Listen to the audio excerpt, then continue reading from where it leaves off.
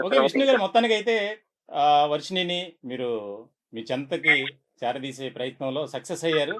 ఇప్పుడు తన కండిషన్ ఏంటి? హెల్త్ కండిషన్ ఏంటి? మెంటల్ కండిషన్ ఏంటి? ఏ విధంగా ఉంది? మీ మీ ఆధీనంలో ఉంది కాబట్టి, తను మీతో మాట్లాడుతుందా? ఏమన్నా చెబుతుందా?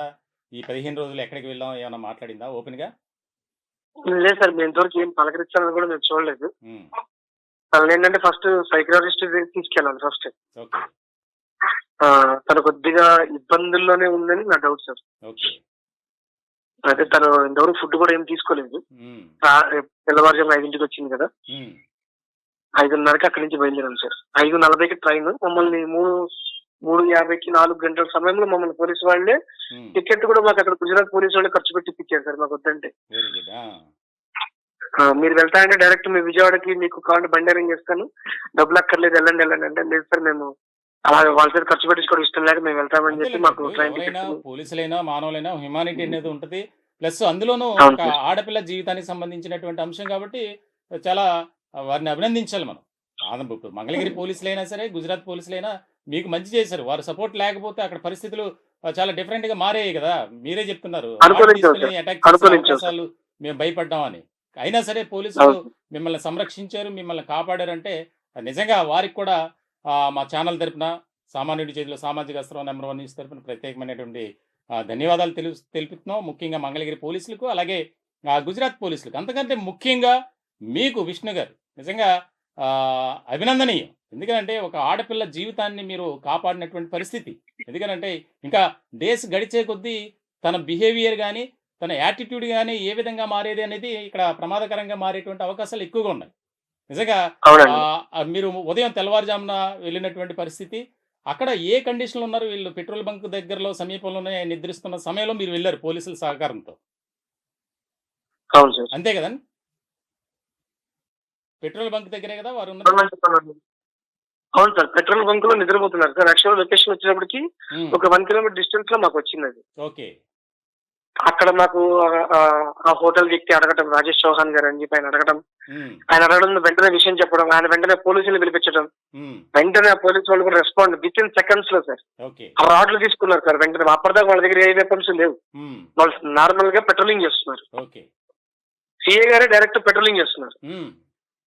ఆ సమయంలో ఆయనే రావటం, హ్మ్. వెంటనే ఇది ఇలా చేసిందా అని చెప్పి ఆయన వెంటనే ఆ హోటల్ నుంచి రాడ్లు తీసుకొని బండిలో పెట్టుకోవడం, హ్మ్. మమ్మల్ని వెనకాల ఎక్కించుకొని తీసుకెళ్ళటం, హ్మ్. ఆన్ స్పాట్ లో ఆయన రెస్క్యూ చేయడం చాలా అంటే చాలా ఫాస్ట్ గా చేశారు సార్. హ్మ్. ఆయన పేరు నేను తీసుకోలేదు సార్, కానీ ఆయన ఓకే. ఫోటోలు అయితే ఉన్నాయి సార్. హ్మ్. ఒకసారి ఆయన ఫోటోలు ఆల్రెడీ శ్రీహర్షకి ఒక్కసారి ఇవ్వండి. మీ దగ్గరలో ఉన్నాడు గదా!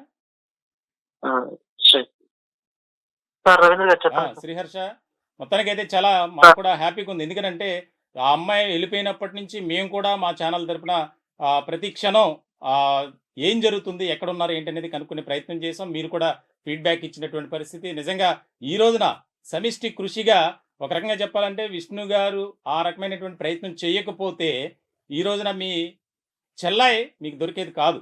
ఏ రకమైనటువంటి ప్రమాదంలో అవునండి. వెళ్ళిపోయేదో అది మనం చెప్పలేం. కాబట్టి ఈ రోజున నిజంగా ఆ భగవంతుడు దయ వల్ల ఈరోజు శ్రీవర్షిని మీకు దక్కిందనే చెప్పాలి. ఎట్లా ఫీల్ అవుతున్నారు శ్రీహర్ష మీరు? చాలా హ్యాపీగా ఫీల్ అవుతున్నానండి. హ్మ్. అలాగే ఇప్పుడు నా చెల్లి నన్ను బిహేవ్ చేస్తున్న అబ్నార్మల్ ఓకే. బిహేవియర్ కి నేను చాలా బాధపడుతున్నాను. హ్మ్. నేను ఖచ్చితంగా మీ నంబర్ 1 న్యూస్ ఛానల్‌కి గాని, ఓకే. మంగళగిరి పోలీస్ ఎస్ఐ 1 హ్మ్. రవీంద్ర గారు గాని, హ్మ్. ఎస్ఐ 2 శ్రీహరి గారు గాని, ఓకే. శ్రీహరి బాబు గారు హ్మ్. ఆళ్ళకి గాని హ్మ్. నేను చాలా బాగా రుణపడున్నాను. ఓకే. అలాగే మరి ముఖ్యంగా గుజరాత్ పోలీసులు, హ్మ్. అలాగే రాజేష్ చౌహాన్ గారని చెప్పి హ్మ్. అభిలాష హోటల్ సార్ వాళ్ళది. ఓకే. వాళ్ళు గాని హ్మ్. మాకు హెల్ప్ చేసిన గుజరాత్ పీపుల్స్ ఎవరైనా ఉన్నారంటే హ్మ్. మీరందరికీ నేను చాలా రుణపడున్నానండి. హ్మ్. చేతులెత్తి దండం పెడుతున్నాను మీకు. ఓకే. మీరందరూ నాకు బాగా సపోర్ట్ చేశారు. హ్మ్. ఈరోజు నా చెల్లి జీవితాన్ని కాపాడడానికి మీరందరూ బాగా సహాయపడ్డారు. ఆ! చాలా హ్యాపీగా ఫీల్ అవుతున్నాను సార్ ఓకే. ఈ శ్రీహర్ష విషయంలో. గారు మీరు అలాగే, హ్మ్. అలాగే నా చెల్లి లాంటి ప్రతి ఒక్క చెల్లెలికి నేను ఒక మాటే చెప్తున్నాను సార్. హ్మ్.